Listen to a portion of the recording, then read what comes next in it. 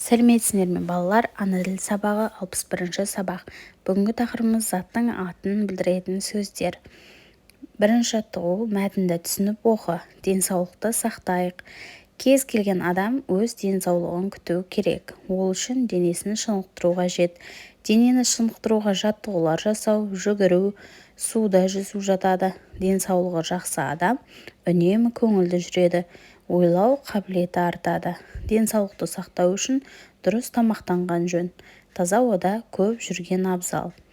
Мәтін неліктен денсаулықты сақтайық деп аталған. Дені сау болу үшін адам не істеу керек? Адам ауа сөздеріне сұрақ қой. Бұл сөздер заттың атын білдіріп тұрғанын байқа дейді.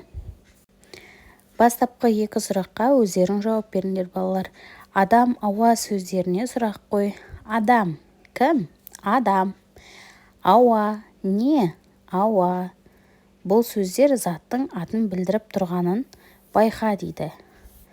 Бірінші кім деп сұрақ қойып тұрмыз, Сонда заттың атын білдіретін сөздерге кім, кімдер, не, нелер деген сұрақтар қояды екенбіз балалар.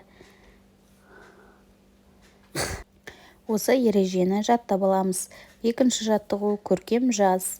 Ішер кезде астымен қолды жуып жүремін.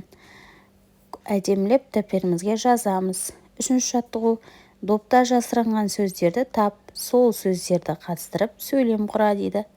Бірінші шымыр, екінші спорт, үшінші күшті, төртінші күрес.